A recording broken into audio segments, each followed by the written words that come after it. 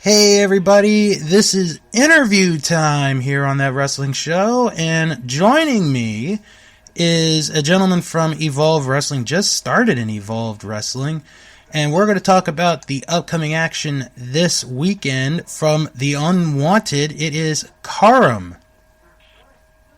Hey, how's it going, man? Going good. So, for those who, don't watch Evolve, or haven't had a chance, tell the audience a little bit about yourself. I got noticed by Evolve and even all that from the WWE recruitment camp down in Florida. Mm-hmm. Honestly, I debuted in March. I started my career, 23 years old, from Detroit. So, I'm real brand new to this, so, I don't got many spectacular stories yet, but I think I'm doing good for where I'm at right now. Yeah, I mean, you just were recently on an Evolve show in September, and yes, you're starting to make waves. And because I did look you up a little bit, and I will get into that briefly, but I do want to mention two shows this weekend. One in Atlanta on the 11th, and one on the 12th in Concord, North Carolina. As of this recording, you're not on the card. No. I'm not announced or anything like that. Don't know what I'm doing or anything, so, but if I'm not doing anything there, it's okay. I would always come and support. Mm-hmm. Oh, yeah, absolutely. And then, getting, watching the matches as well, so. Yeah, like I said, I'm so brand new, and I'm on cloud nine right now, man. I've gotten a lot of opportunities with Evolve and AAW and Chicago and all that stuff, so it's like, if I'm not on the card because, I know it's because someone deserved that spot, the show, and I'm just going to watch and learn. All right. Now, I guess the the question that everyone asks any wrestler is, were you a fan when you were a kid? Yeah, I was. But I was like a WWE fan. I was really, really ignorant to the indies. Mm-hmm. So, I was into, Triple H and Shawn Michaels, things you hear all the time. But, I couldn't, I knew a little bit about, Ring of Honor and New Japan, but that was about it. So, growing up, I was just strictly, WWE. All right. So, was this something that you always wanted to do as a kid, or since you were a kid? Yes and no. So, I faded out of it a little bit when I was a teenager. I ironically got heavily involved into theater. Mm-hmm. So I did about 8 years of theater, and then I also come from a powerlifting background. I started competing in powerlifting when I was 16 years old. So I was a theater guy, lifted weights, and then those two worlds together, you kind of get that idea. You know what I mean? Yeah. So I was living in East Lansing for, I don't know why. I was just out there for no reason. I wasn't in school or anything like that. And I was doing security at bars and stuff. And so I saw the WWE Network. And keep in mind, I'm born in 1996. Right. What intrigued me was, I can watch back and watch the Attitude Era, because believe it or not, the first match of Austin that I watched live, I think was his last one against The Rock in 2003. So that really intrigued me. And then I started watching it again, and I was like, oh, dude, I could totally do this. And, I'm glad I thought that, and I grew a passion for it in that way, outside of being a fan of it, Yeah. So, with theater, what interested you in theater? I always liked to be in front of people. I always liked to entertain. So, my brother was kind of the same way. He did theater first and kind of planted the seed in my head. Mm-hmm. And, I always liked being characters and stuff like that, getting out of reality in a sense. Yeah. And so that was a kind of an adrenaline I really enjoyed. Like, even in powerlifting, like, you're on a platform in front of people performing something that you're good at. And, you know, any counts, like that, you know, should be shown off. Right. You know what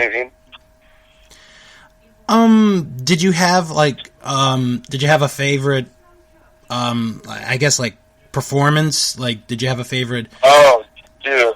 Yeah, man. So I played a lot of parts growing up because I wasn't always, like, a big dude. So when I was Danny Zuko in Greece, I was Peter Pan. And, yeah, I was Tin Man in Wizard of Oz. Yeah, I got a lot of opportunity. Oh, dude, this one's gonna pop you. I was Lord Farquaad in Shrek. Yeah. I was on my knees the whole show. Oh no! These little legs, and that's probably why I got bad knees. So yeah. Oh no! Yeah. So I did. Yeah, dude. I was. I was Link Larkin in Hairspray too. So I got to do a whole range of characters. You know, it was really fun, man. George Bailey in It's a Wonderful Life. That was the hardest one. Yeah, that one was really hard, man. She had like 500 lines. Oh no! And they're all like paragraphs. And he's like on stage the whole time. Like, so we had the whole show, and it's not a musical or anything. And the movie's like based on like the 30s, you know. So you have to and this is in high school, so it was just a big challenge. And I love that. I love challenges like that. So it's fun, man. And then you got to add on, you've got 2 tests coming up on Friday, and then you have a project that's due in about 2 weeks. Yeah. Well, I really didn't do those projects. Right. C's and D's, man. Yeah. All right, now, powerlifting. Was that did you get that from your brother? Was that planted in your head as well, or did you develop that on your own? So I'm the youngest in my family, and I have an older brother, Zico, and he was the one that first started working out, and then Chad, who's now more heavily into powerlifting than I am, because he stayed doing it, and I pursued wrestling instead. So, it was always in the family in that sense. So we were trained the way we were taught to work out as powerlifters. You know, bodybuilding wasn't really in our ballpark. So, it's not something I picked up, but we definitely have the genetics for it and all that, so I'm glad I did. Did you ever go to, competitions for powerlifting? Oh, yeah. The last meet I did, I think I was 19 years old. I totaled, bench squat and deadlift total 17-15. It was 630 squat, 450 bench press, and 635 deadlift. Wow. That takes care of my next question, which is, what was your biggest lift? I think I got the answer. Yeah, I was in competition. My best gym bench press was 480 pounds. Wow. That is amazing. Yeah. That is amazing. Okay, so, as you mentioned, you watch WWE Network, and that's what pretty much, or helped you decide that you wanted to be a professional wrestler. Yeah, you don't hear that much. Yeah, well, I mean, it's a new era. I mean, we'll probably get more of that many, many years. Right. So, what training schools did you look at, and where did you eventually go? So, I'm from the Detroit area, so, I was finding schools like House of Truth and Can-Am was around there, but those are really expensive at the time. So, when I originally started training, it was around 2017, but I never really got to do anything because I tore my knee before I could even wrestle, per se. Yeah. So, I went to a school called Pure Pro Wrestling. I was trained by Aaron O'Ryan over there. And then and he's popular in the Midwest and Canada area. And then after I got hurt, and I just kind of thought to myself, like, okay, well, maybe I should go to a really good school. Like, not to say Aaron is a wonderful trainer, and still teaches me to this day. We go on the road all the time. But I wanted a school with a name into it as well, so I saved up the money to go to Scott Demore's Can-Am Dojo. Mm-hmm. I was trained by Johnny Bravo and Aiden Prince and all those dudes up there.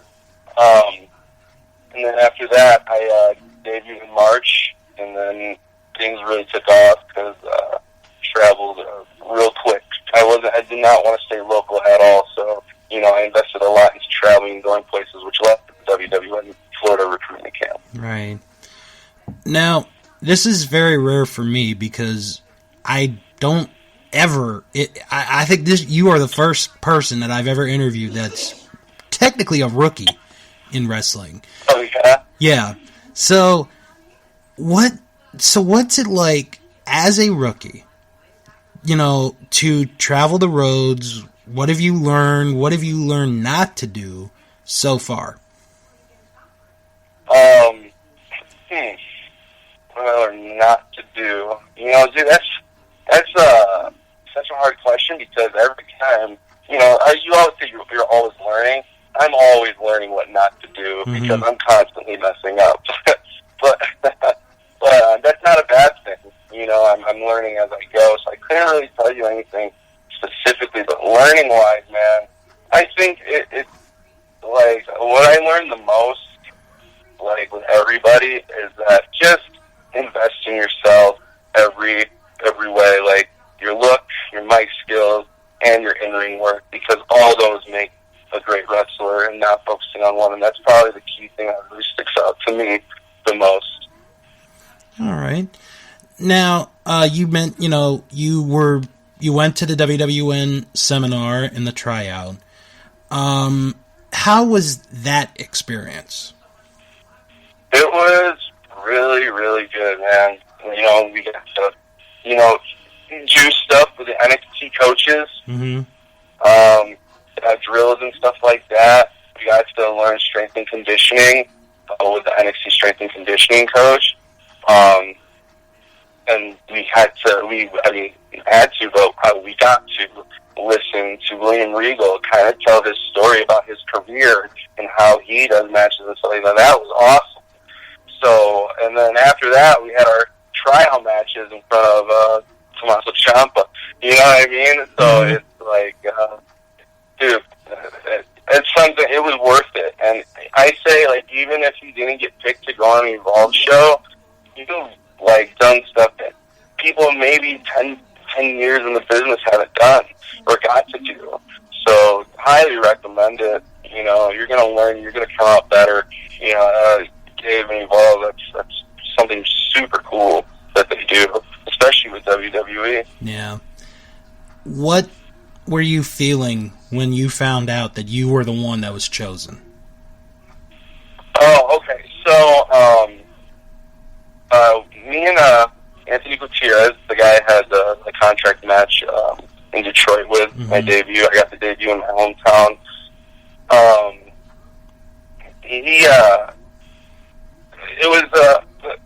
It was funny because we had our tryout match, and Tommaso watched it, and he goes, "How long have you been working for?" And I was like, "Wow, since March." And they all looked like since March, and then I'm 23 years old. So then Gabe right there was like, "Oh, man." He was just like, "I want you to come to Detroit. I don't know if I'm going to have anything for you, but come." So that was good. And the next day, I cut a promo, and he's like, "Yeah, I got something for you in Detroit. It's going to be with Anthony Gutierrez." And Anthony Gutierrez, again, was the guy who I had the tryout match with as well. We killed it there, and then we killed it in Detroit. That's fantastic. So, at the same time, you're with AAW, which is really big, not only in the Midwest, but I think as an independent throughout the United States. What's that experience been like? Oh, dude, it's awesome. I went there as a fan, and I was just like, I would never imagine like getting on there. And then what's awesome about it Team Zayn, and on Impact, he's Rohit Raju. Mm-hmm. And, man, that guy, so smart and so good. And I'm just lucky to be doing it with him and doing it over there, man. Honestly, this is just a huge learning opportunity for me. I'm stoked about it. Have you gravitated to any wrestlers in either locker room? Oh, yeah. Josh Briggs really helps me out. And Jake Something, one of my best friends and someone I really look up to in the business. And he's Jake Diener on Impact. So you've been hitting like all the big promotions early. Evolve, AAW. You're hanging out with a guy from Impact. Briggs has been making a name for himself the last year and a half here. So I guess my next question would be, how's the family taking you being a professional wrestler? At first, they didn't like it at all. But once I showed that, I can actually do something like this, now they're fully supporting it. Very good, very good. Yeah, they're fully supporting it. I love my mom and dad very much, and they helped me out a ton. I didn't have the full money to get down to Florida, so they helped buy my plane ticket, so shout out to them. I really appreciate that. They believed in me. Yeah. And that's what you need, not only in wrestling, but in life, is you need the support, or else you're not going to make it. Right. So, do you split your time still with powerlifting, or are you focused just on wrestling? I still work out and, train and be big, look big and stuff like that, but the main goal is not to just have my total, it's just to be functional in the ring, so my training switched to just what would help me be better in the ring. Mm-hmm. So, no, I kind of faded out of wrestling. I still want to look good, be big, be strong, but have it geared towards the ring as opposed to just 3 lifts. Right. So, as we're getting closer to the end of 2019 and we're getting into 2020 soon, what goals do you have for yourself in the next calendar year? Man, someone asked me this the other day.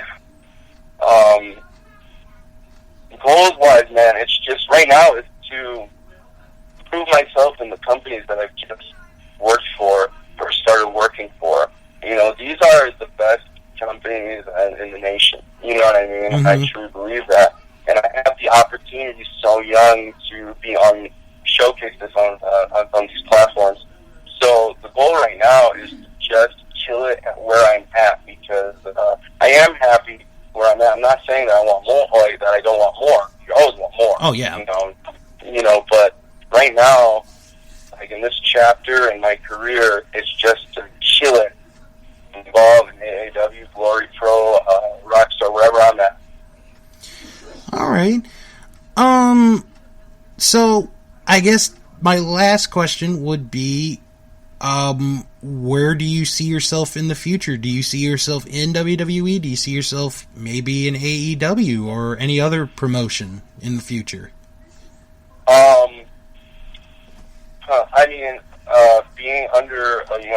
Being under the Evolve umbrella and that's where I want to be, I kind of say that speaks for itself. But I'm open to any opportunity that comes my way if it makes sense. Mm-hmm. Oh yeah, absolutely. And, so I'm not opposed to anything. Regardless of what it is, it just has to make sense to where I'm at. And like I said, being so young, I don't think anywhere is necessarily a bad decision, because all it's going to give me right now is exposure. So where I'm at, I don't think it matters just yet. So the opportunity is open for me yet. All right. Where can our listeners follow you on social media? Yeah, so my Instagram is KARAM_920, and my Twitter is _KARAM96. All right. And just to recap for everyone, Evolve Wrestling this weekend, October 11th in Atlanta, Georgia. October 12th, Concord, North Carolina. That's Evolve 137 and 138. If you can't make it to either of those shows, you can watch it on Club WWN. It's only $9.99. It's the same price as that other network thing that you guys may have heard about. I'm not really sure, but check it out. Karam, thank you for taking the time out. I know you've been very busy as of late. You've got a lot ahead of you. You're young. You're gonna gain a lot of experience, and I think you're gonna get a lot of fans in the very near future. I really appreciate that, man. Thank you for having me on and giving me the opportunity to, say who I am. Yep, and like I say to my guests, you are more than welcome to come back anytime you want. Thank you, man. I really appreciate that. I know this isn't a one-time thing. I'll definitely be back. All right, and we'll be back with more of the show. Hello, everyone, and welcome back to That Wrestling Show. I am Bill. I almost called myself another name. Joining me back is Fro. How you doing, Fro? What did you almost call yourself? I almost called myself Fro. Oh, your name is Fro, and my name is Bill. Yeah. It's opposite yes, here on the show. Here, there you see. I did it as well. There you go. Yeah. Want to thank Karam again for taking the time out of his schedule to do the interview this week. Evolve Wrestling this weekend in Atlanta, Georgia, and Concord, North Carolina. If you can't be there, clubwwn.com is the best way to go. Only $9.99 a month. This week, we're going to unfortunately review Hell in a Cell. There were good parts. I'm going to say it now before people start complaining. Yes, there will be a Fro rant. Yep, there will be. Plus, we're going to discuss the WWE Draft because by the time you're listening to this, either it will not have happened yet or the first part of it will have happened. And we're going to go into another segment of Unmasked where Fro and I will discuss The Masked Singer. Mm-hmm. Fro, I'm going to pull a Fro right now. Mm-hmm. I don't want to wait. I want to get right into this pay-per-view. Perfect. I don't normally do that, but I'm like, this has got to be first. This has got to be because the draft is a whole other thing, and I think there are stories, but I'm not really thinking about it right now. So I will say this. Me and Luke were talking a little about it, and Luke came in the middle, so we just saw bad matches, and it's like, oh. There is one really fantastically good match, and he didn't see that, and I felt so bad about it because all he said was shit. Oh. Mm-hmm. So Sacramento, California, is the location for Hell in a Cell 2019. May as well be hell the way California's going at the moment. Or pay-per-view. Well, I got my thoughts on the pay-per-view as a whole. Because, so we have a pre-show match. Oh, and by the way, for those of you listening for the first time, welcome. When we do these reviews, not only do we give grades ourselves, but we're also going to tell you what Dave Meltzer thought of the matches, the Observer, he is the Observer, CBS Sports, and ESPN thought of the matches. So, and there are new listeners because real quick, I met some people at the Tribute to the Legends convention over the last weekend, and a couple people were saying to me, I'm looking for a new wrestling podcast to listen to. Well, if you are listening to this for the first time, this is the show you want to listen to because we're going to give you the details. We're going to give you our thoughts on everything. because this was and we will talk about the Masked Singer. So Yeah. I mean, wrestling and weird singing. yeah, why not? We need the distraction in our lives. Let's say it as it is. Okay, so Lacey Evans and Natalya is our pre-show match. I'm not gonna lie, this was a decent to good match. I will give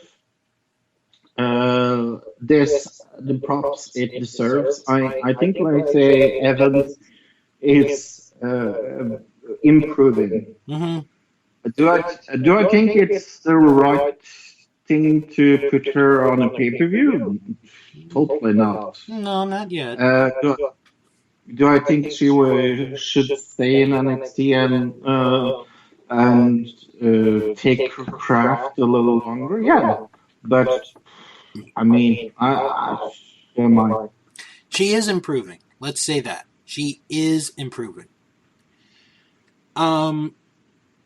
I honestly enjoyed this match more than their last woman standing match the next night, because that one, because that match was like, oh, Lacey's beating her up. She's trying to keep Natalya down. She gets back up, and it was that one was like, ugh. This match was good. Right. I totally agree that the one on Raw was definitely worse. Yeah. Natalya won with the sharpshooter, and then after the match, she gave Lacey the woman's right, which was a fun way. Like I said, I thought this was a decent match. I gave this a C. Yeah, I mean it's a C minus for me. It's an okay match. Yeah, it was a good way. It was a good kickoff match. Meltzer gave this match 2.25 stars.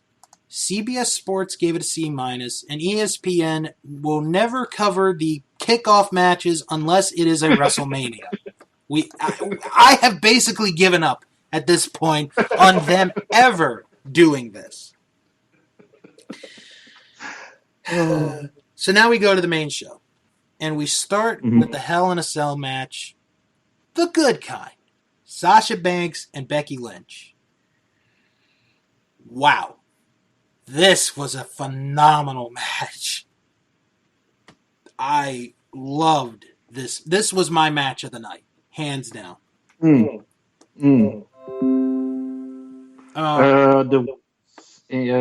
Hell in a Cell match. Yeah, this was great. I thought this was better than the first women's Hell in a Cell match.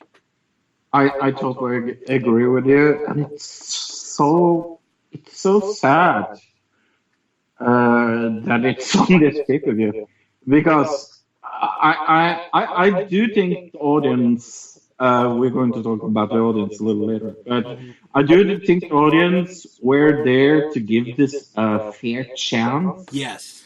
And when I'm going to ramble about the fucking last match, because trust me, I will. But I wasn't as disappointed in the red cell cage, in this match. And I think they learned from last year, where there was many shots from the outside and into the ring. I mean, for audience there, I don't know how it was to look into it. Right. I'm going to guess it was much worse in the last fucking match, but we will talk about that a little later. But I think this match was on another level, and it is so incredibly sad that this was on this pay-per-view, because this. I'm going to say it out loud. This was an A+ level match. I mean, it was the way it was done. The beginning of the match, where Sasha and Bayley started on the outside of the cell. They didn't climb up the top, folks, for those who didn't watch.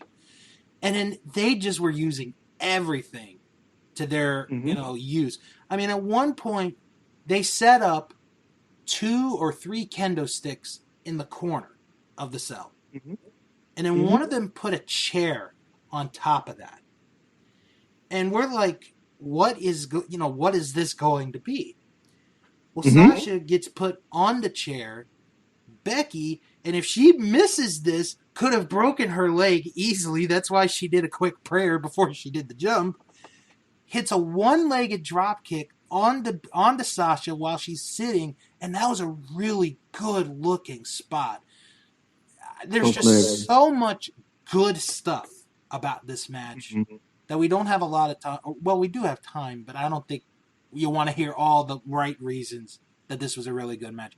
But I do think that people should go out of their way to look at this match and see how incredibly good it was, because like I said, this is a contender for best female match of the year for me. Yeah.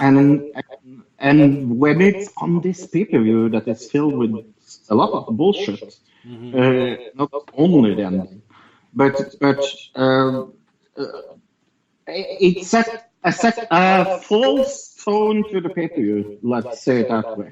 And the one thing, because Fro and I and a couple others, we were on Skype watching the pay-per-view.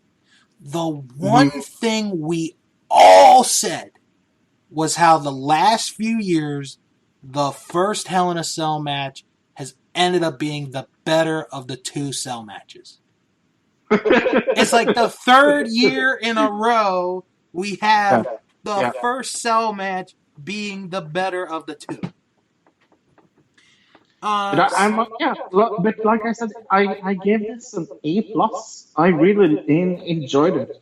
It was so much back and forward, so good storytelling, and I never seen those two wrestle a better match than this. I just loved it. Becky got the win with the disarmer. I love this match. I'm not gonna give it an A+, but I am gonna give it an A-. Okay. So I did enjoy this match a lot. Mm-hmm. All right, I have to pause real quick. I got a text from my sister. Let me go ask my parents something real quick. Sure.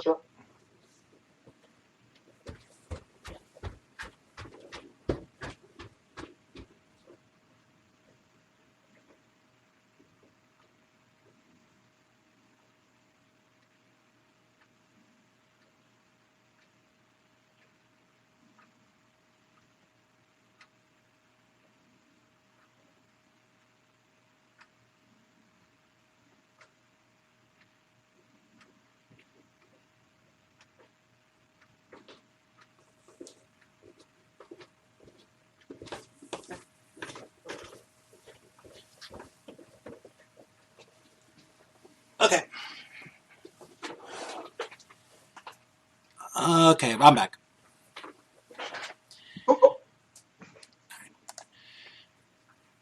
So, after that really great opening match, we get another good match here. Mm-hmm. Luke Harper and Eric Rowan against Roman Reigns and Daniel Bryan ended up being made into a tornado tag match. This was just a fun, good old fight. Let's just say it like it is. Yep. Yeah, it like I said, the pre-show match was really good, or it was better than I was thinking it was going to be. The first match was amazing in this pay-per-view. Then the second match is also very, very good. Yeah. I think WWE has proven two things with this pay-per-view. They have proven that they can book a pay-per-view, and they also prove that they can't book a pay-per-view. Yeah. And I have never seen a better commercial for EAW in my entire life. So the end is Daniel Bryan hits the running knee, and then Roman Reigns hits the spear to get the win. After the match, Roman wants to shake Daniel's hand. He refuses. Daniel instead wants to hug. And then Reigns didn't go for it at first, but then they hugged it out. So, I gave this a B minus. I gave this a B. Oh no, I gave it a B. I'm sorry, I gave it a B as well. Yeah, I I give it. want to go back real quick because I didn't say the ratings. Meltzer gave that Hell in a Cell match 4 stars. CBS Sports gave it an A+. ESPN gave it 4 3/4 out of 5. So for this match, the tag match, Meltzer gave this 4 stars again. So 2 matches with 4-star ratings. That's pretty rare. CBS Sports gave it a B+. ESPN gave it 3.5 out of 5. The next match, and this was, to me, this was one of the problems with the Hell in a Cell pay-per-view. Until the day of the show, we only knew of 4 matches. Instead, and then, like, the day of the show, we get 4 more matches announced. And it's like, oh, okay. So this is the first of the 4. Randy Orton against Ali. It's a good match. I thought it showcased Ali more than anything else.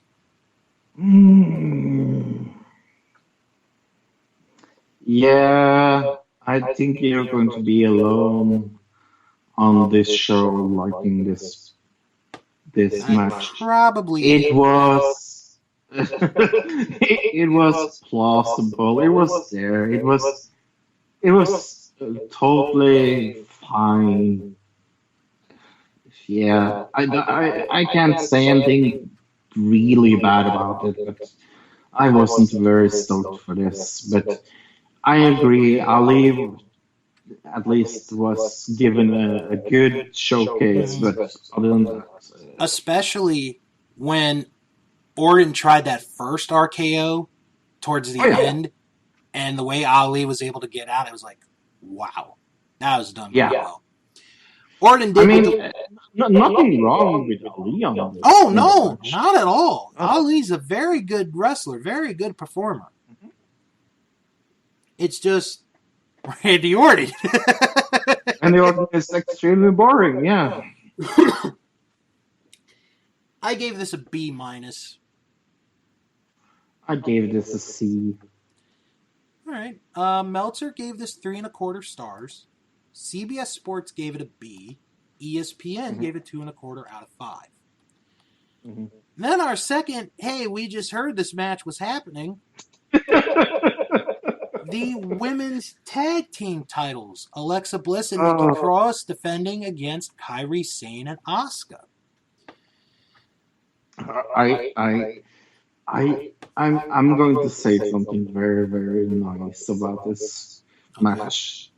I love it when people can wrestle, but it is extremely frustrating for me to see someone that has the wrestling shots, like Asuka does, like Kairi does, have to use their wrestling abilities against Alexa Bliss. Oh, it makes Alexa Bliss look so freaking bad. Yeah. Because the majority of the match is them beating up on Alexa. And then once she gets... That's totally fine, but I want there to be because of their wrestling ability, not because they are beating her down because of a surprise. So the end of the match, which really came out of nowhere, Asuka gives the green mist to Nikki Cross in the face.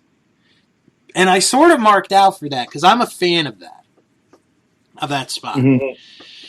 And we have new women's tag team champions in Kairi Sane and Asuka. I like that they really turned heel. I will say that. That was fun. And what's funny is the day before the show at that convention, I was talking to some people, and one of them said to me, They got Asuka, they've got Kairi Sane, and they're doing nothing with either one of them. Which is true. They are not doing anything with them. And now they got the women's tag team titles. I gave this a C. I gave this a C minus. All right. Meltzer gave this 2.25 stars. CBS Sports gave it a C, or a B, pardon me. ESPN gave it 2.75 out of 5. Mm-hmm. Then we have a 6-man tag team match where it's the OC against the Viking Raiders and a mystery partner. Would you like to tell everyone who you thought the mystery partner was going to be? I thought it was John Morrison.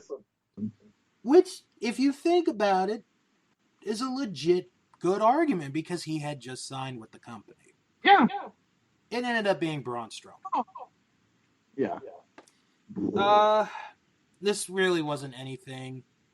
The Raiders and Braun get the disqualification win after Gallows and Anderson just beat up Braun in the ring. Mm-hmm. And then, as AJ does the phenomenal forearm, Braun hits AJ with a right hand, knocking him out. C+ for me.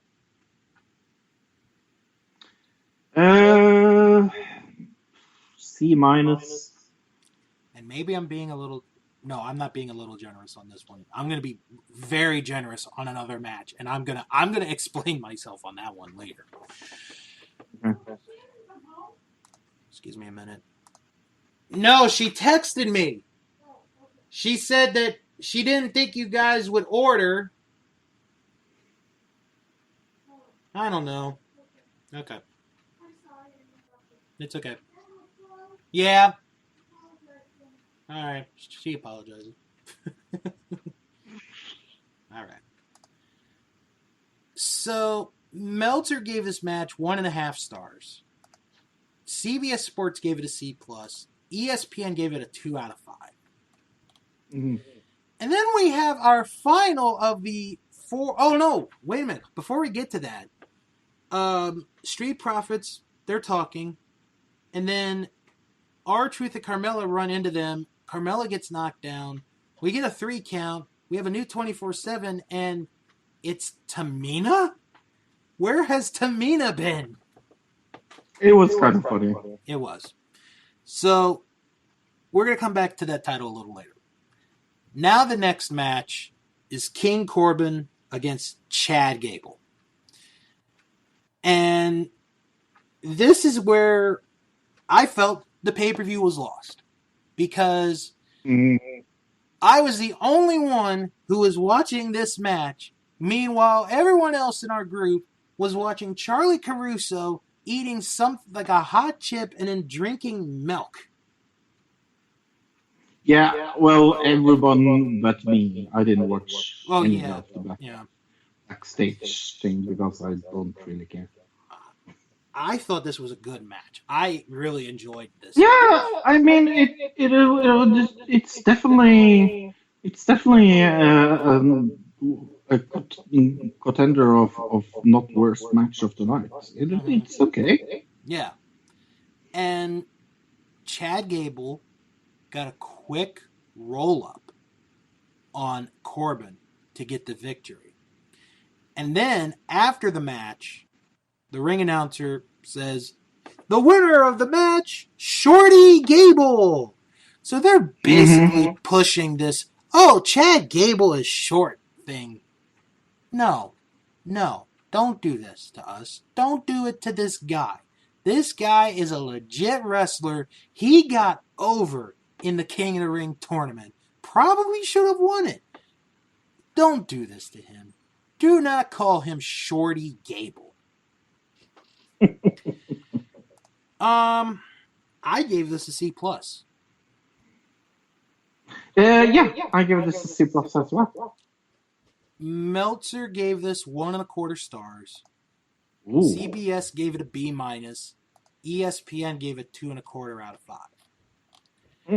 Now, before we get into our next match, we have another thing with the 24/7 title. where I mean, it's a little sad, but I'm going to say it. All the thing about the 24/7 title was the best thing but the women's match. because Tamina was running away, and then she uses Funaki as defense. So R-Truth starts to do the karate pose, and Funaki, he starts in a karate stance, and then Carmella kicks Tamina, and R-Truth covers her Tamina, and he becomes champion for, I think they said, like the 20th time. So, because our next match is the SmackDown Women's Title match, Bayley defending against Charlotte Flair. It was something. Yeah, this was a very. This is where I think this was the first match Luke saw. I think so, maybe. If it was maybe the last. No, it was the last one, wasn't it? Right. Because he was there when we were talking about the pepper. Yeah. This really, from now on. So let's talk about the end of the match. Bayley tries a roll up, puts her feet on the ropes, but the referee catches her. Charlotte is then able to get out of that, put the figure 8 on Bayley. Bayley taps. Charlotte wins the SmackDown Women's title. Yeah, a little too easy. A little too predictable. I gave this a C. Oh, I give it a C minus. All right. Meltzer rated this. Wasn't that everything in this match? I think that was everything. Yeah, because there really wasn't anything else. No. Goodbye, everybody. Meltzer gave this 2.25 stars. CBS Sports gave it a B+. Wow, that's very generous. That's very nice. And ESPN gave it 3.25 out of 5. Okay. All right. Now, we got to go through this. We have to go through this. Okay. Main event, Hell in a Cell, Universal title. Seth Rollins against Bray Wyatt. Bray's got the entrance, which is cool. This is only a second match on television as The Fiend, by the way. I wanted to point that out. The match is entirely in red light. No, Roxanne was not there for the match. And early on, it is all Bray Wyatt in this match. Yeah, and before people this was plausible. It was incredibly hard to watch this match. And I don't mean that wrestling-wise, this was a very bad match in the beginning, or this match was incredibly bad in the beginning, or anything like that. No, it's the fucking lighting! The lighting of this match is so incredibly red that when you watch the wrestlers and you have the red cell in the background, it looks incredibly stupid and incredibly hard to watch this match because your eyes get tired of this bright red fucking light. So, we get at one point in the match, Bray Wyatt pulls out a giant mallet, which I think was donated to by Gallagher. So, I want you to remember the mallet for later. So, he beats up Seth with it. And then, it's back and forth. And then we get to the end. This is where the fun really begins. Well, if your definition of fun is screwing up a light bulb with your hand and getting all the electricity through your body, I agree this was fun. All right, so here's how it ended. And maybe I have the order mixed up, but it's okay. Because the ending of it, I have in my mind. I already know where it is. Seth hits Bray with a steel chair. Right on the head. But Bray gets up. Curb stomp. Bray gets out of 1. Second curb stomp. Bray gets out of 1. Third curb stomp. Pedigree. Fourth curb stomp. Fifth curb stomp. Sixth curb stomp. Seventh. You could have counted to 20. And that's probably how many curb stomps there were. Then, Seth brings in another chair. Hits Bray with a chair again. Bray is out. Then, the ladder gets dropped onto Bray. Then, Seth puts the 2 chairs in between the ladder. Then, Seth gets a toolbox. Hits the ladder with the toolbox. Then, Seth finds a sledgehammer. And this is where the problem begins. Because the referee's like, no! Don't do it! Don't do it! Don't you do it! You're better than this! You're better than this! Don't you do it! And Seth hesitates for a minute. And then he hits Bray with a sledgehammer. Ding, ding, ding. The match is over. Initially, it is ruled a disqualification win for Bray Wyatt. It is later told that it was a no contest. So then, as this is happening, we are getting an AEW chant. And I'm like, oh man, this is not good. Because they were booing Seth the last few minutes of the match. And then we get this AEW chant. Cell comes up, bunch of referees and agents come out. You know, they're gonna take Bray out of here.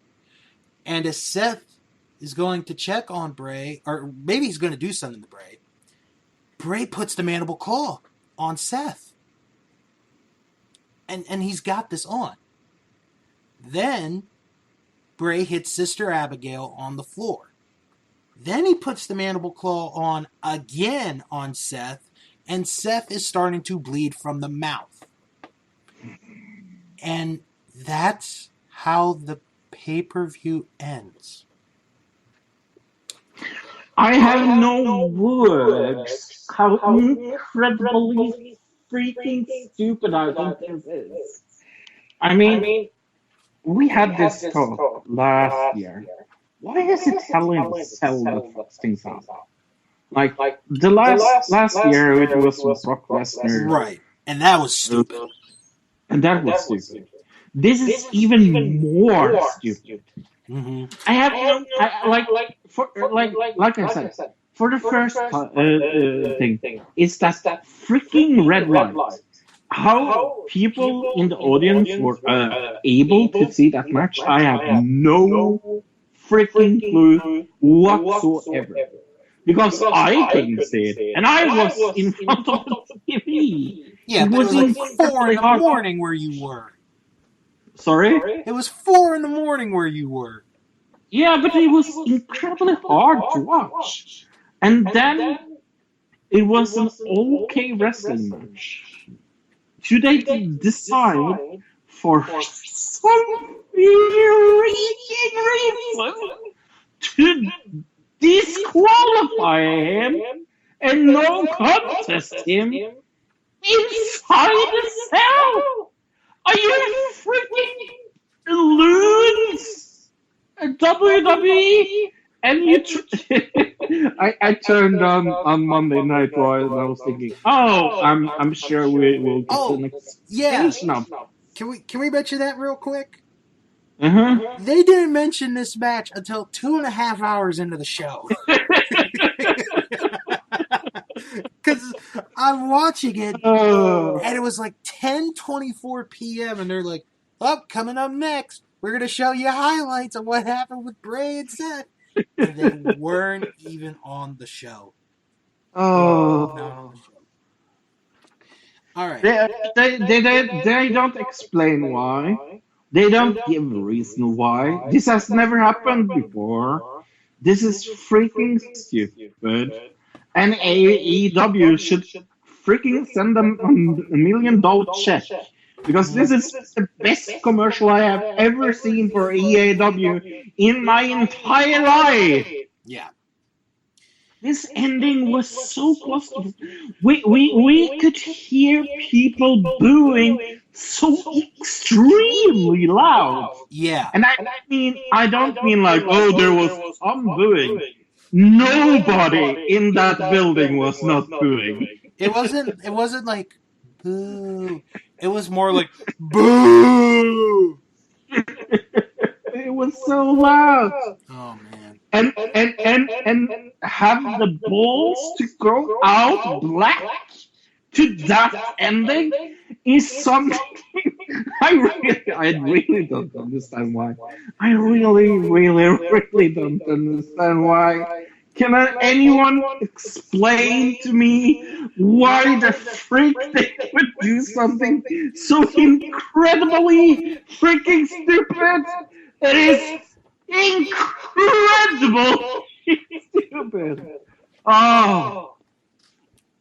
All right. Woo. So I'm gonna go a little bit on the defensive. Not on the whole match.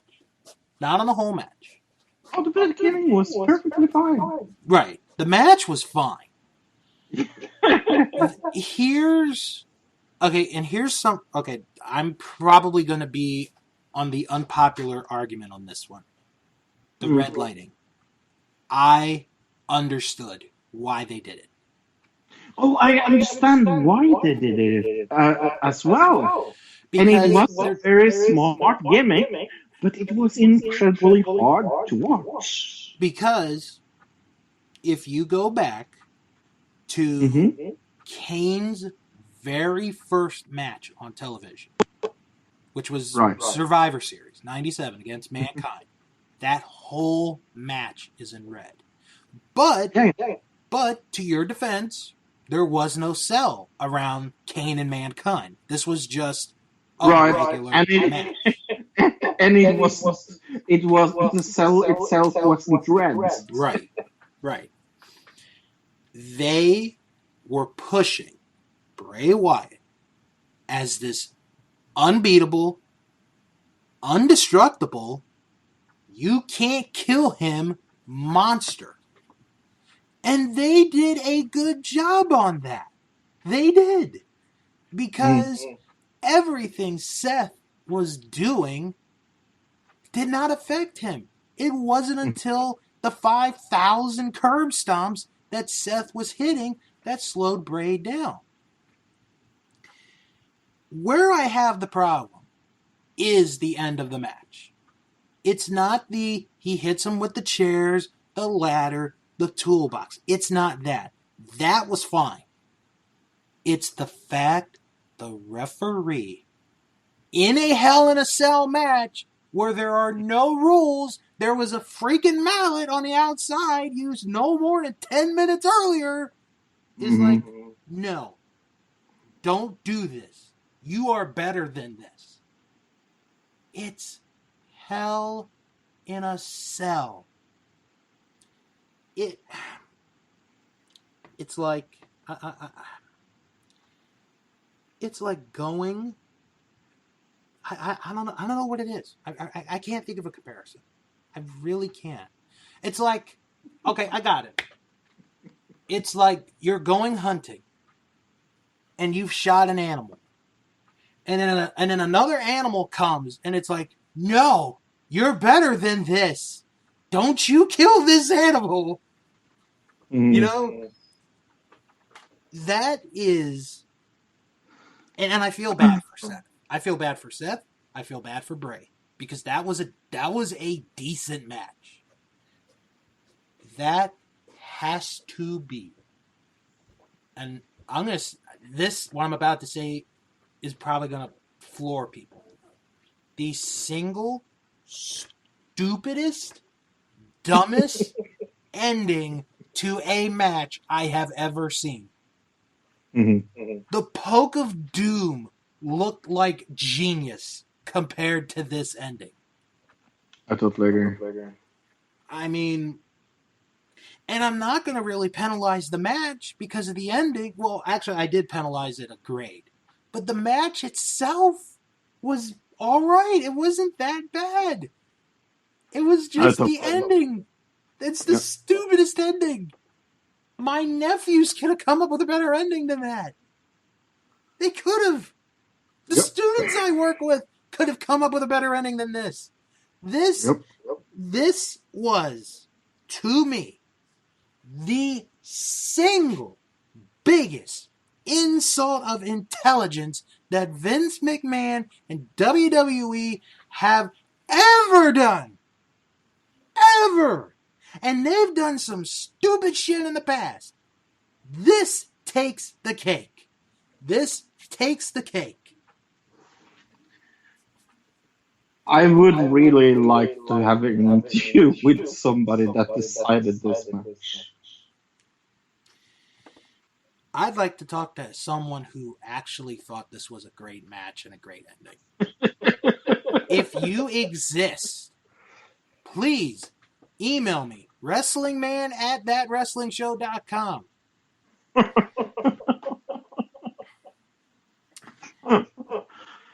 All right. I gave the match as a whole a C-. Yeah.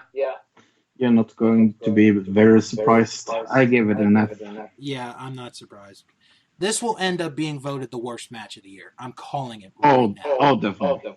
There's no way between now and New Year's Eve, there's no way you're going to get a worse match. And it's only because of the ending. It's only because of the ending. Yeah, if I would be nice and like didn't count in the ending, I would probably give it a C-. Yeah. But And the fact, ending, because of that ending, I just have to give it an F. And then, Fro, the fact that number one, neither man is on Raw the next night, and number two, we don't talk about this until there's almost 30 minutes left in the show, says, hey, WWE effed up, and they effed up big time. Yeah, and they didn't know what to do. Would you like to hear what the quote-unquote experts thought of this match? Mm-hmm. Dave Meltzer gave this -2 stars. I love you, David. Good. CBS Sports were sort of on my side as far as, hey, this match wasn't really that bad. Gave it a C+. ESPN gave it 3/4 out of 5. Wow.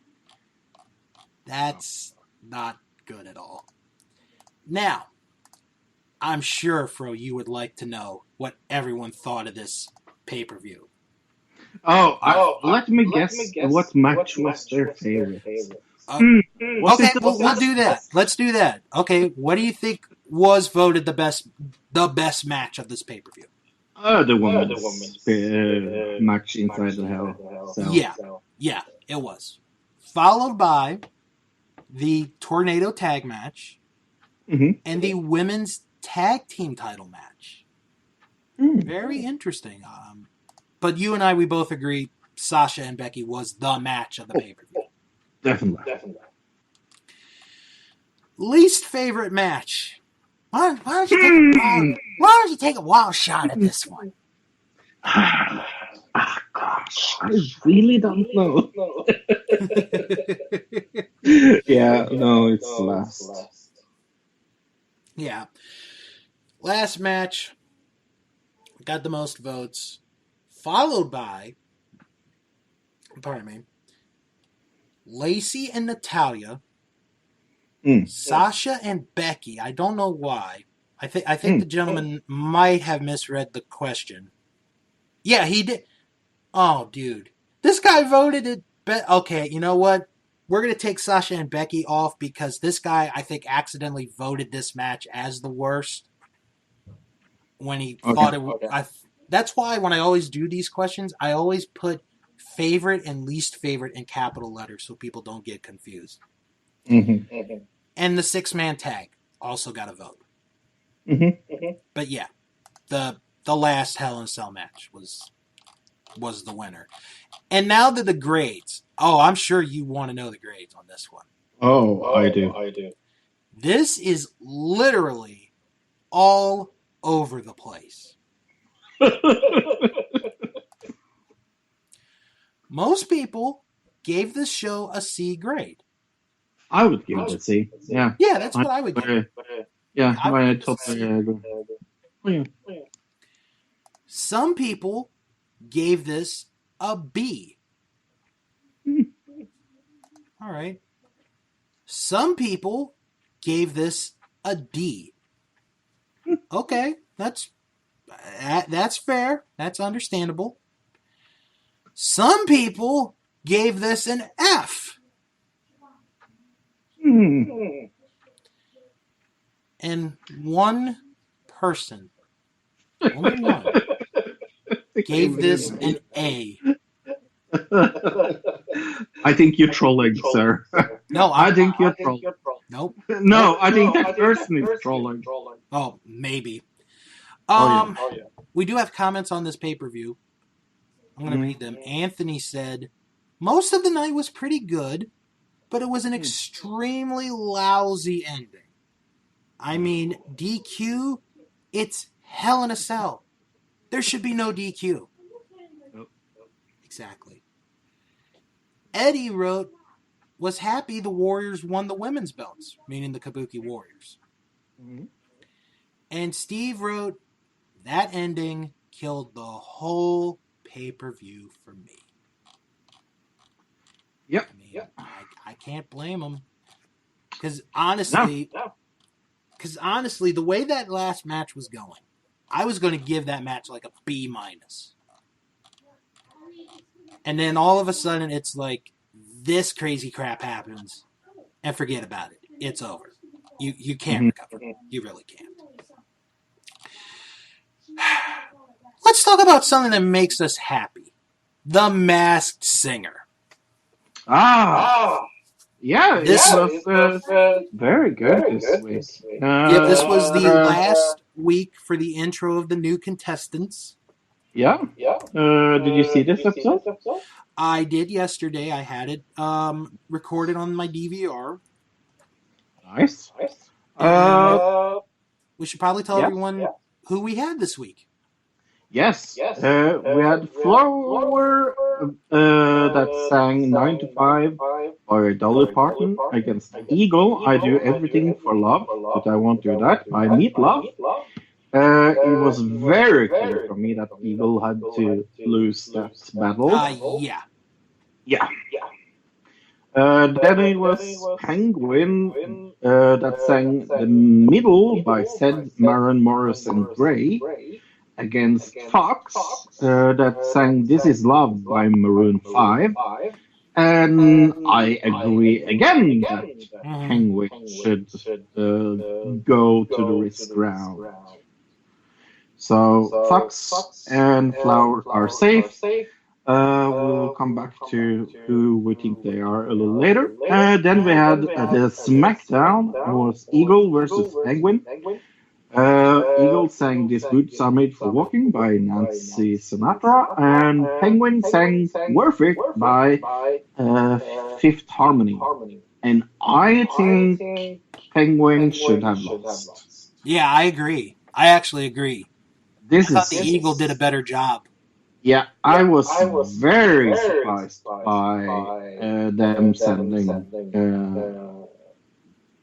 Penguin. Eagle. Keeping the Penguin. Yeah, and not the Eagle. I was like, why? Because I think Eagle had better singing voice. It's like all. And Penguin is clearly a comic. that has very comedic like shots and things like that. It's like And basically because you did a shimmy in your performance, you won. Yeah. And I don't think it was because of quality. I think it was because Penguin was more fun. But then Eagle got unmasked, and it was Dr. Drew Pinsky from That the was a surprise. show. Yeah, That was big a surprise. I didn't have him at all. I was thinking it was Jimmy Fallon, actually. I don't know who, like, because I already knew who it was because I actually saw the ending. I just couldn't, like, if you watched this, like, oh, there's no way I could have figured this out. No way. Yeah, no, I was thinking Jimmy Fallon, Greg Ferguson also I was thinking was a good suggestion. Yeah. Something like that. But yeah, I was totally surprised. Yeah. But let's go back to Flower. Who is Flower for you? Oh, I know who it is. Yeah. It is Patti LaBelle. It is Patti LaBelle. It has to be. That voice, it sounds so like Patti LaBelle. And you know why I know it right away? Because when you play at your job for kids, Patti LaBelle singing ABC every day from Sesame Street, you get familiar with the voice. Yeah, no, I think it's kind of funny because they guessed her so many times last year. Mm-hmm. And I think that's one of the reasons why she's there. But yeah, I have to say Patti LaBelle, and I do think she will be there for a long time. Yeah, she's gonna Penguin is a comic. I have no clue who this comic is. Do you have any suggestions? You know, before we get into the comic thing, when I first saw the Penguin, the first thing I thought of was Snooki. Because of the size. Right. How short she is. Right. The only one I could think of is Kathy Griffin, but I don't think Kathy Griffin has that good of a singing voice. Because if you listen to the way she talks, she doesn't sound like a singer. I totally agree with you. It is definitely a female comic. Short female comic? Mm-hmm. How tall is Sarah Silverstone? No, Sarah Silverman? Yeah. Let me see if I can get that. She has been singing a little as well. I remember she made that duet with Matt Damon. I'm fucking Matt Damon. Right. Yeah. I was thinking it could be her. She's probably a little over 5 feet. Yeah. Maybe like 5'2". Is she a little too tall, maybe? I don't know. Yeah, but female comic. Very, very sure about that. Fox. That's the hardest one. I have no idea. Me neither. I have no idea. And he's probably going to be the one that ends up winning it. Oh, no, it's Thingamajig. I said that from the beginning. But I'm going to stand behind my Thingamajig. But yeah, Fox has to be someone very good at singing. Yeah, really does. And they did really good in the ratings. They got 7 million viewers this week. Yeah. Which is up from last week. So. Yeah. I would say my favorite, performances have been Thingamajig, Skeleton, and Leopard. And what? Leopard. And Leopard, yeah. Because we all know who that is. Yes. I mean, it's so freaking obvious. It is. I think Thingamajig definitely was one of my. I loved Skeleton as well. I do think actually Flower is one of my favorites, but I love Petal Belden. But it will be interesting because now they're out of the groups. Next time we will have one. The episode is called Once Upon a Mask. All right. So that will be interesting to see how many singers there will be and how they do it now, because it's just 3 on each team. I don't think they will do singles, because that would be weird with just 3 on stage. Yeah. Maybe 6? 3 against 3? Maybe. I'm not really sure how they'll do this. Yeah, because it's 12 left, right? Yeah, we're down to 12. Yeah, so six per show would make sense. Yeah. Or maybe 4. Maybe. Also maybe. We will see. But it will be interesting. So, remember earlier, I had said on the show that WWE was doing a press conference in Vegas. Yes. While we're recording this. It was basically to announce, I think it's going to be the 2 big matches for Saudi Halloween Havoc, a.k.a. Crown Jewel, which is taking place on October 31st. That's why it's called Saudi Halloween Havoc. And it stems from the last week of TV, from SmackDown, which was and Raw, which was Let's talk a little about SmackDown, because it was the premiere. It was. There were some good points. Yeah, there were some good points. But where were the surprises? Not till the end. Not till the end. And that surprise wasn't that big, to be honest. The opening segment was the best segment. Oh, yeah, The Rock is funny.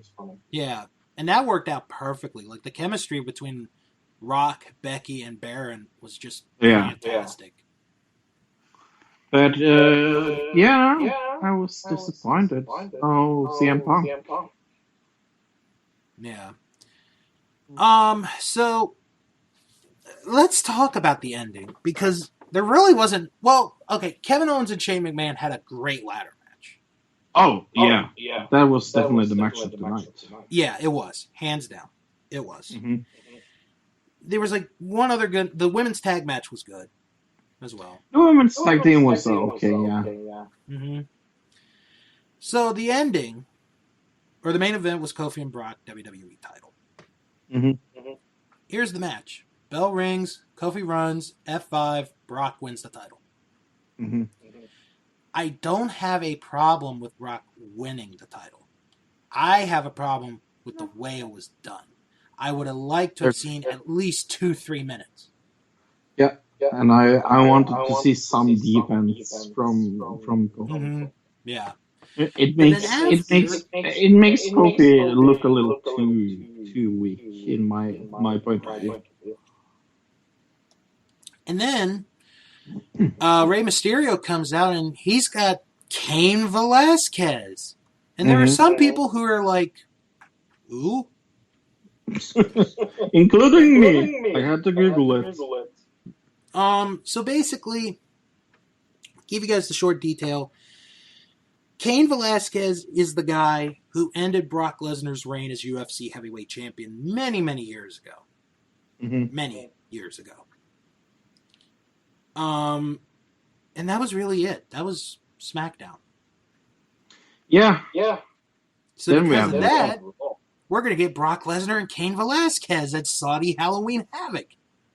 Do you know what? I don't mind that. I'm not going to watch that pay-per-view live anyway, so I don't mind. I want to know what my biggest problem with this is. Yeah. The match is happening too soon. Yeah. Oh, yeah. That Yeah, match, there's absolutely no build-up. It should be WrestleMania. exactly. That should be a 4 to 6 month build-up to get you to WrestleMania, and that match should be happening at WrestleMania, not at Crown Jewel. The other match that they announced, yes, I'm fine with that happening.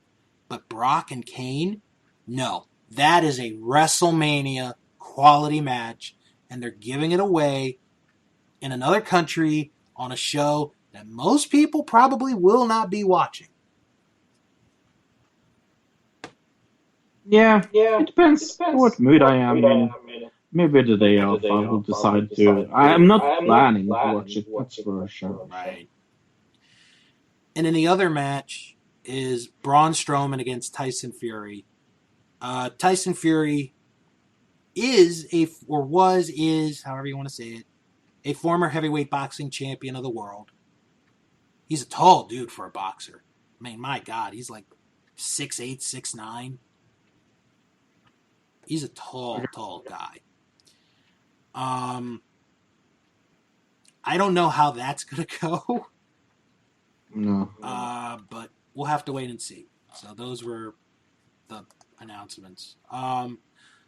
Did you, at any chance, did you get a chance to see the NWA debut show this week? No, I did not. Oh, you've got to. I watched several minutes of it. I haven't had a chance to watch the whole show. It is worth watching. Yeah? From the beginning of the show, and I mean the beginning of the show, all the way to the end, it is great. Oh, hold on. I had to pause that. I mean, it is done so well. Like, I'm going to send you the link so you can watch this later. And I did post it in our Facebook group for those that, maybe didn't get a chance to see it. It's worth it. What really caught me, like the way it hooked me in, was the opening package of the show. Because, number one, they used a song that I like. I really like. Into the Fire by Dokken, which is like 30 plus years old, but it's still a great song. Right. And then the way they introduced the main people in the video for the show was done really well. And the studio looks great. It really does. And here's the best thing, Fro. It's only 1 hour. Nice. Whereas Raw is 3 hours, all the other shows are 2 hours.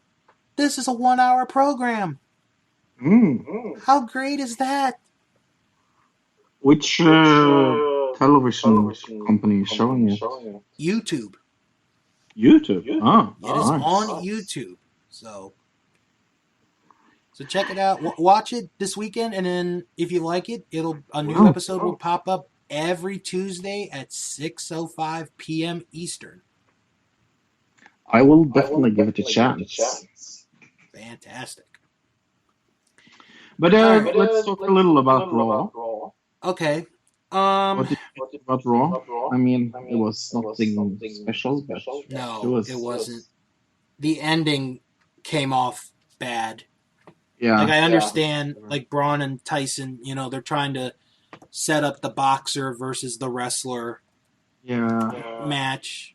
But, I don't know. It just looked comically bad. Yeah. So, and I honestly cannot remember any big thing that happened on that show. No, there was no fantastic matches either. It was very apropos. show. Sorry. I mean, it just, I just wasn't really into it this week. Yeah. But let's talk about what all I've waited for. Dynamite.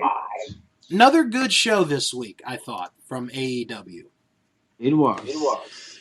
But there's one thing that I agree with Luke on, that we do complain about it on WWE a lot with their video package thing.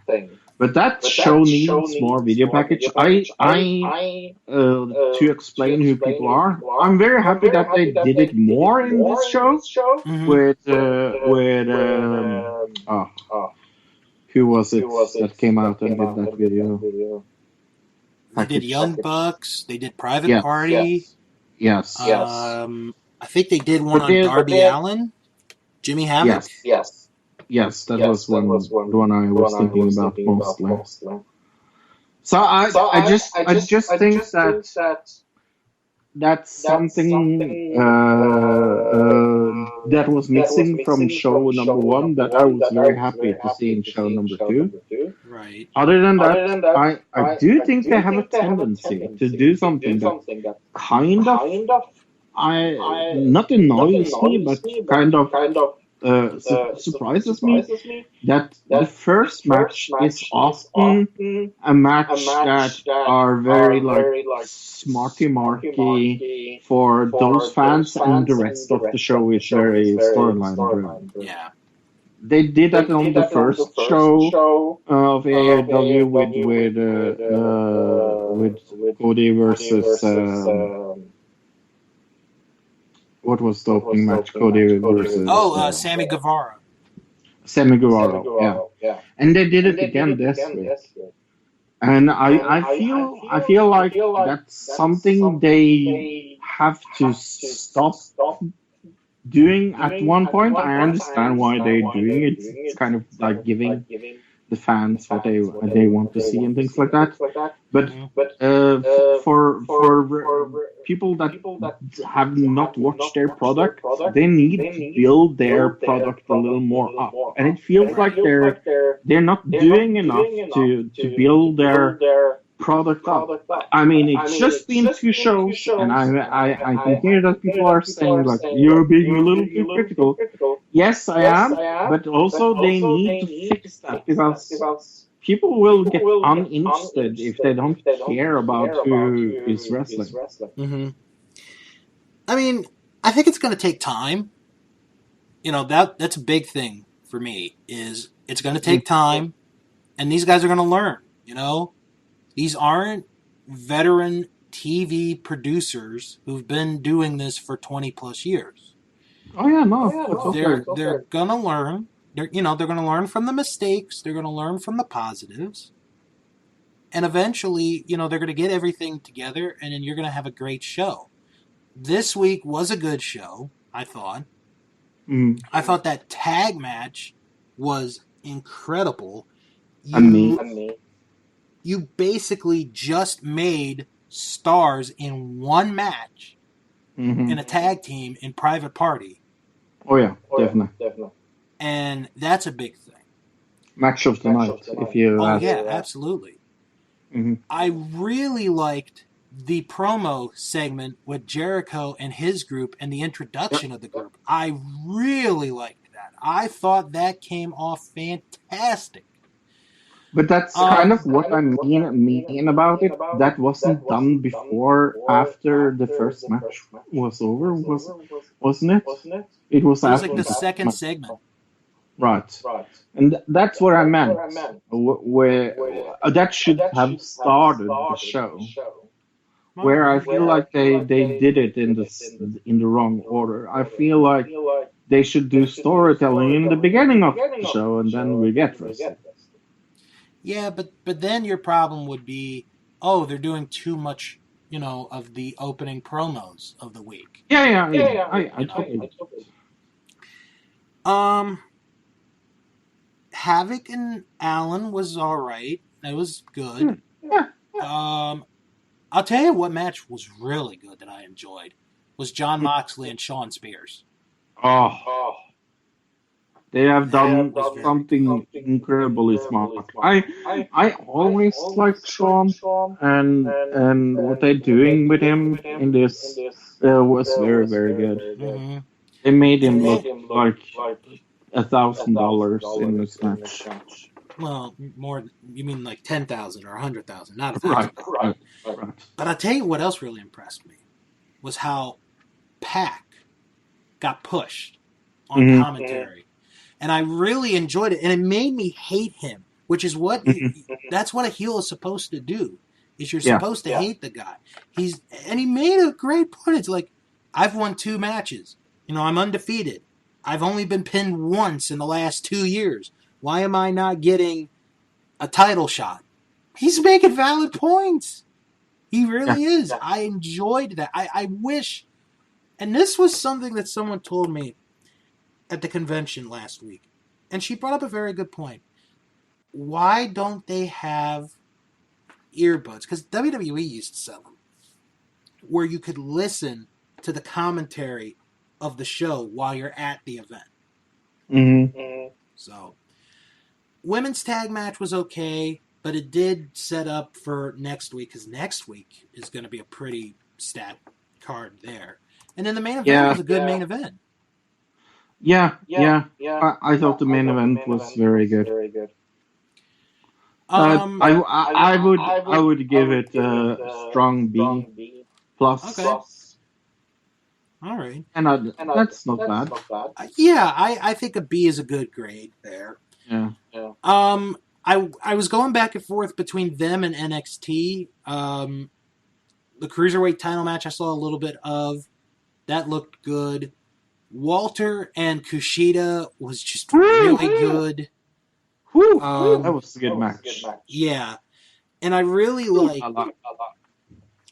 liked how they set up Undisputed Era, because basically they're sort of going in the war with Velveteen Dream and Tommaso Ciampa at this point in time. And that is being set up so well. Well done. Yep. That's what amazes me with WWE. Like, it frustrates me to tears almost. How are they able to book something so incredibly hard as NXT is? Because it should be the B or even so, according to the ranking. Like, Raw should be the A show. SmackDown should be the B show, and NXT should be the C show. But right now, it's like, I love NXT more than I do Raw, and I like SmackDown more than I like Raw. It's like the wrong freaking order. It is. So, let's talk about what both shows have in store for next week. Mm-hmm. And I think this is going to actually start to become a weekly segment, because, it's like, okay, so these are what they've got set up. We'll pick from those 2. So, we're going to do it alphabetically. We'll start with AEW. This is what they have next week. Chris Jericho makes his first defense of the AEW World Title against Darby Allin. I'm looking forward to that match. That match has just been made a street fight. Oh, cool. Even better. It'll be very interesting. Yeah, I'm Riho. looking forward to that. Riho makes her first title defense as the AEW Women's Champion against Britt Baker. Oh, cool. So we'll have that. We will also have the next matches in the AEW Tag Team Title Tournament. SCU against the Best Friends. And I would imagine we're also going to get the Lucha Brothers against Jungle Boy and Luchasaurus, because you're going to have to finish the first round, next week, if the finals is on October 30th. So, right, because the final is going to be on that show. Yeah. NXT next week has Keith Lee against Dominik Dijakovic. Pete Dunne against Damian Priest. And Tommaso Ciampa returns to action against Angel Garza.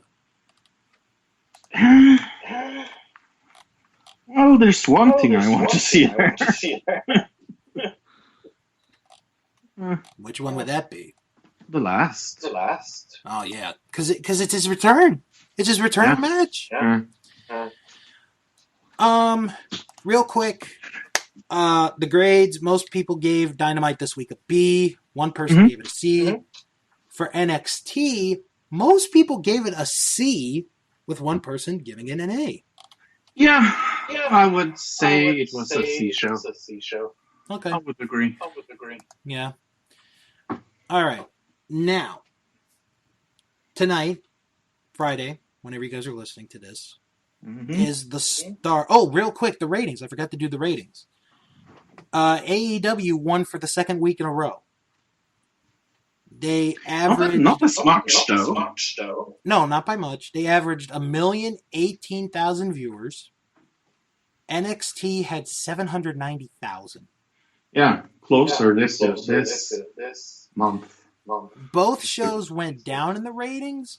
Yeah. But part of that is because there was a big baseball game Wednesday night.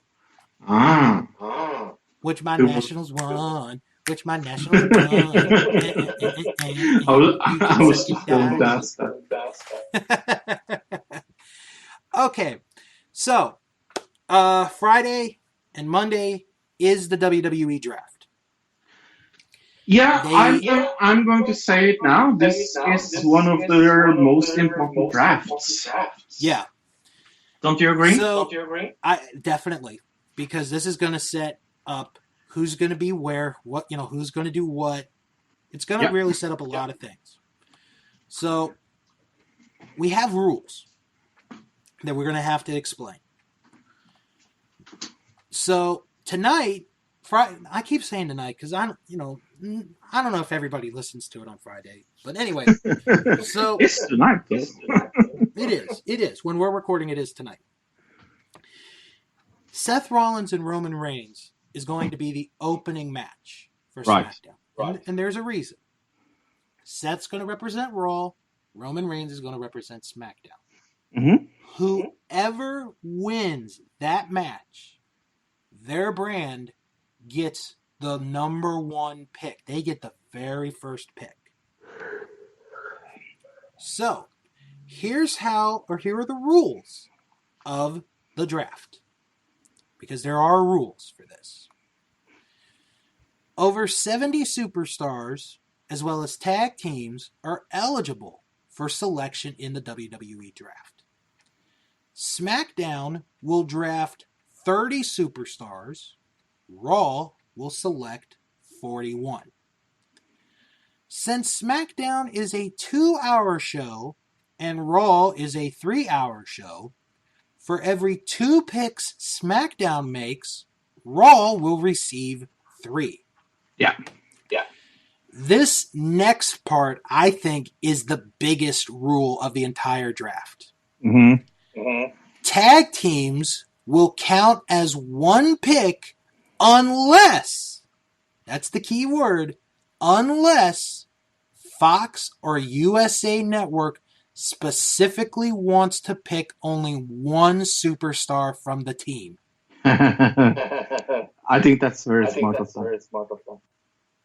The only question is, which team or teams do you break up? That's the $1 million question, because I really don't know who they'd do it to. I really don't. Any undrafted superstars after the 2 nights will immediately be declared free agents and able to sign with the brand of their choosing.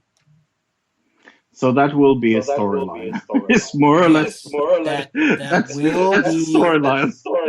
That will be a storyline. Yes. Now, before I tell you who's available on what nights, we're going to have celebrities there. Yay! Because what would a draft be without celebrities probably announcing picks? Yeah, because that's totally what I want them Yeah, to exactly. wait. It Yeah. isn't. So, SmackDown, real quick, SmackDown's going to be held in Las Vegas at the T-Mobile Arena. Raw's going to be in Denver at the Pepsi Center. So, here's the list of people that are going to, I guess, be making the announcements of the draft picks. This is so stupid. I'm going to say, Fro, you're going to know 3 people. Okay. Fox baseball analyst Alex Rodriguez. Who? From Saturday Night Live, Michael Shea and Colin Jost. Oh, yeah. I know them. Oh, well, that's 2 right there. From Mr. Robot, Christian Slater. Really? That's big. Because, they couldn't get the star of the show who, oh, by the way, won an Academy Award this year. Yeah. NFL on Fox commentators Joe Buck and Troy Aikman. Who? Exactly. I wish I didn't know those guys. Aww. I'll have to send you a compilation of Joe Buck commentary. You'll cringe. From Mad Money, Jim Cramer. Who? Fox baseball analysts Kevin Burkhardt and Frank Thomas. Who? From Fox NFL Sunday, Terry Bradshaw, Howie Long, Jimmy Johnson, and Tony Gonzalez. Well, I know one of them. Terry Bradshaw. There we go. I only know Terry Bradshaw because he was on the Masked Singer last season. Yes, he was. Yeah, Yes, he was. that's the only reason why I know who that is. Fox NFL analysts Rondé Barber, Charles Davis, Chris Spielman, and Daryl Johnston. Who? From the Fox NFL Kickoff Show, Carissa Thompson, Michael Vick, and Peter Schrager. Wow, Michael Vick. Yeah, Michael Vick. Is Michael Vick really 2000? Isn't it 2019? Isn't he still in jail for killing those fucking dogs? No. He's been let go years ago. Oh. He's still an asshole, Michael Vick. If you listen to this, he's still an asshole in my eyes. Oh, you know what would be funny? Is if he announces Roman Reigns got picked because he's the big dog. I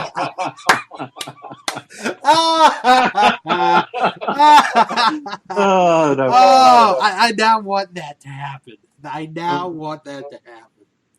All right, so to continue the list, from the Big Noon Kickoff, Rob Stone, Brady Quinn, Reggie Bush, Matt Leinart, and Urban Meyer. Never heard of any of them. Fox college football analyst Joel Klatt. Oh. That person. Sure. Yeah. No clue. From Psych and Suits, Dual Hill. Oh. Cool. I like him. Also from Psych, James Roday. Yeah, I like him as well.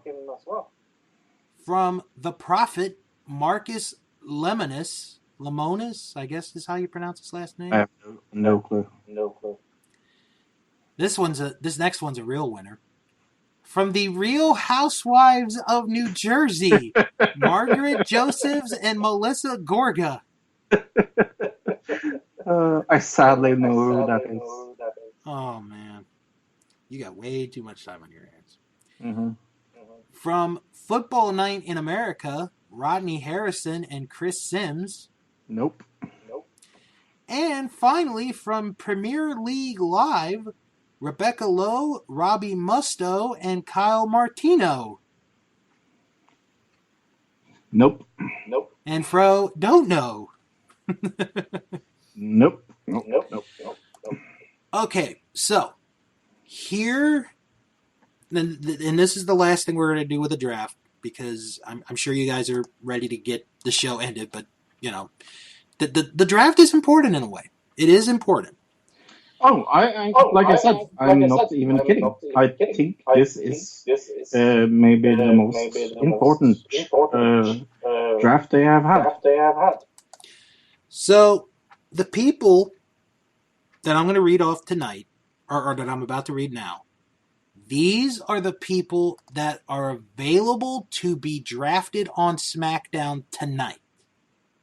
So they could either go to Raw or SmackDown during the show. Okay. Becky Lynch, Roman Reigns, The OC, Bray Wyatt, Drew McIntyre, Randy Orton, Sasha Banks, Ricochet, Braun Strowman, Bobby Lashley, Alexa Bliss and Nikki Cross, Lacey Evans, the Viking Raiders, the Revival, Natalya, Heavy Machinery, the Street Profits, Lucha House Party, Cesaro, Kevin Owens, Humberto Carrillo, Akira Tozawa, Sin Cara, Eric Young, EC3, Chad Gable, Heath Slater, Drew Gulak, the B Team, and Tamina. Let me just ask. Did I hear nobody from NXT there? No. Isn't NXT in the draft at all? Not that I know of. Wow. They're not drafting anyone from NXT? I mean, you know, there is that possibility they could draft somebody from NXT. But we'll have to wait and see. That feels extremely weird because there's many on NXT I think is ready for the main show. Yeah. All right, so those are the people that are available to be drafted on SmackDown. Mm-hmm. The people that are available to be drafted on Raw: Seth Rollins, Brock Lesnar, Charlotte, Titus O'Neil. How is Titus O'Neil the fourth person on the list? Nothing against Titus, but Shinsuke Nakamura, Aleister Black, New Day, Daniel Bryan, Bayley, Luke Harper, Eric Rowan, The Miz, Ali, King Corbin, Elias, Dolph Ziggler and Bobby Roode, Samoa Joe, the Kabuki Warriors, Rusev, Cedric Alexander, Rey Mysterio, R-Truth, Carmella, the AOP, Apollo Crews, Andrade, Liv Morgan, Jinder Mahal, Buddy Murphy, Mojo Rawley, No Way Jose, Dana Brooke, Shelton Benjamin, Kurt Hawkins and Zack Ryder, the Iconics, Sarah Logan, Fire and Desire, and Drake Maverick.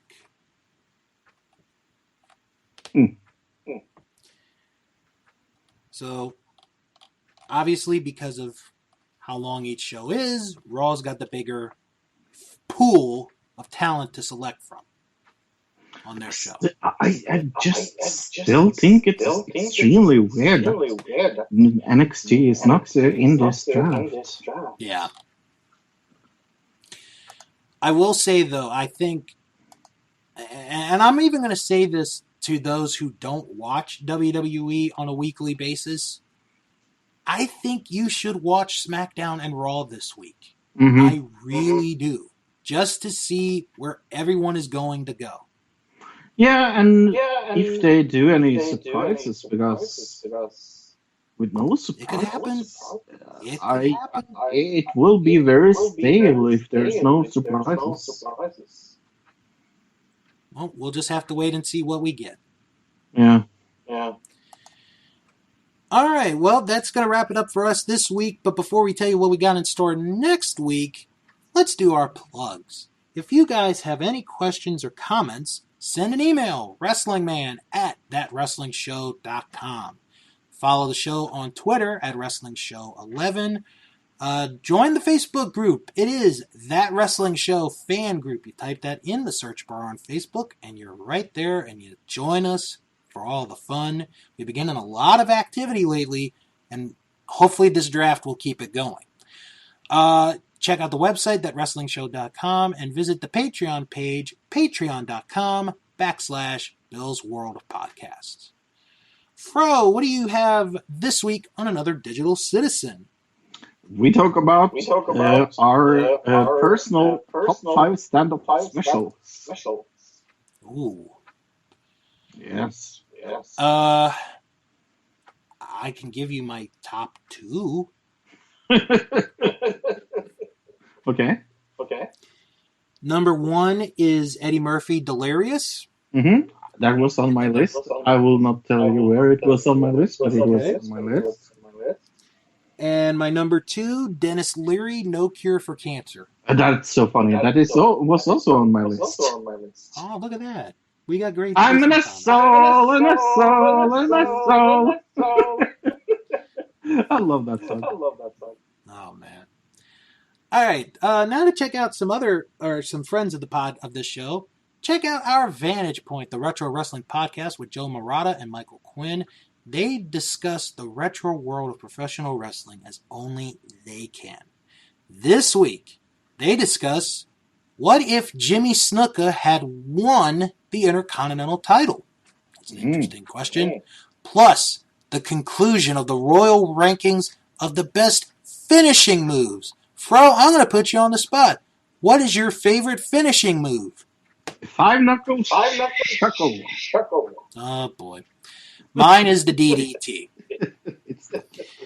And Joe and Michael. It's not. Thank you. And Joe and Michael review an episode of WWF Wrestling Spotlight from January 1990. So check out our Vantage Point, the Retro Wrestling Podcast. Also check out the Wrestling Podcast About Nothing with former referee Mike Crockett along with Brian Fury. And I don't really know if Brian Malonis is going to be there or not. But this week, they discuss the good, the bad, and the nothing about Monday Nitro. And they also have a major, monumental, earth-shattering announcement. That's how it was presented to me. So you want to check that out. Wrestling Podcast About Nothing.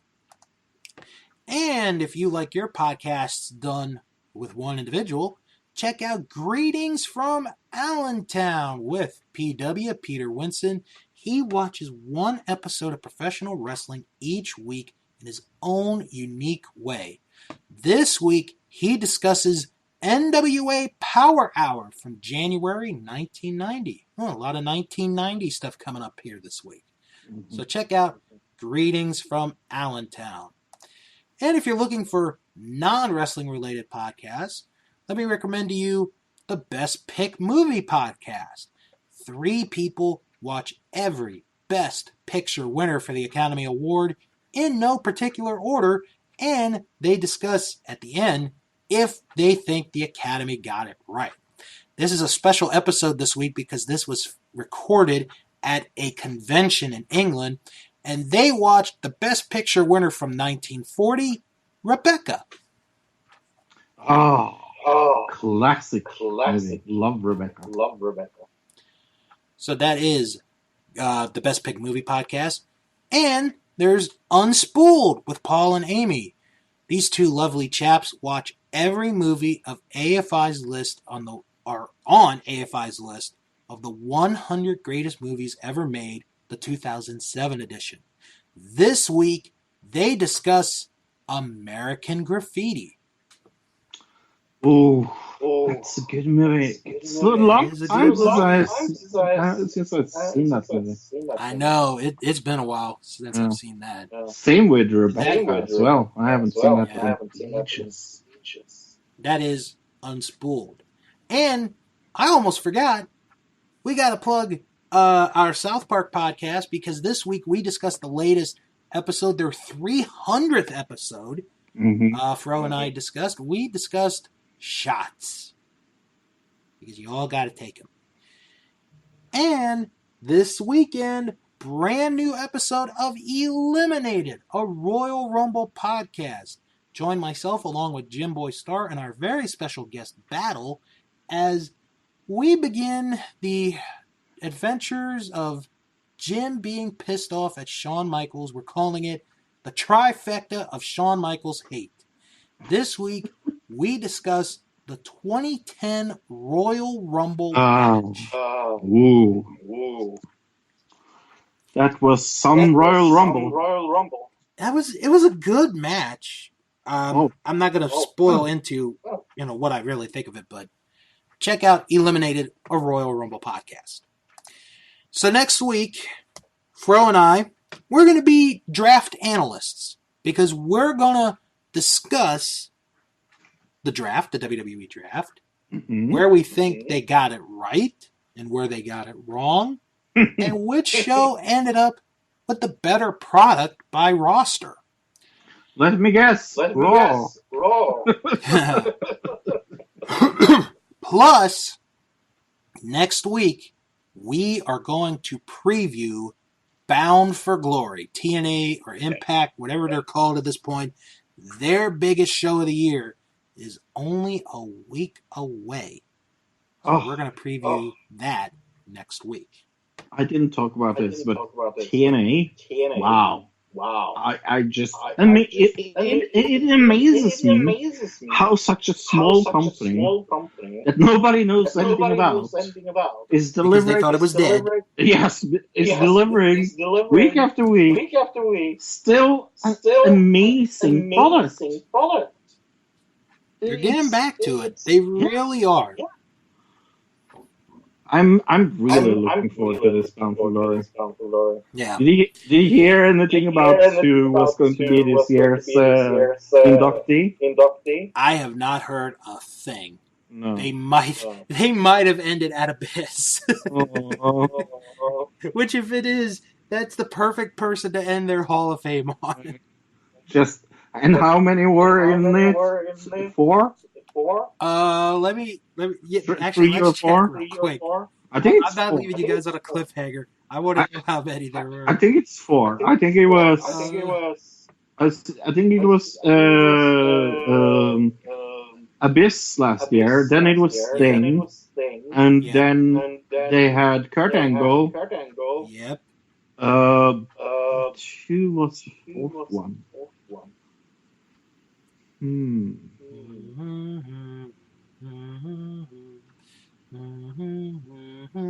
I can't remember.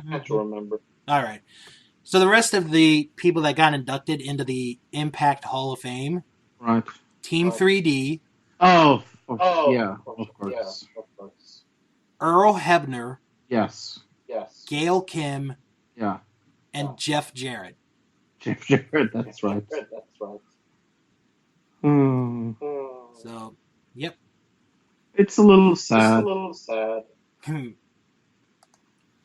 So on that note, everybody have a good, safe weekend, no matter where you are. Come back next week for another episode of That Wrestling Show, the only podcast where all pro wrestling matters. And as always, Wrestle on? That main event ending sucked. Bye. Bye.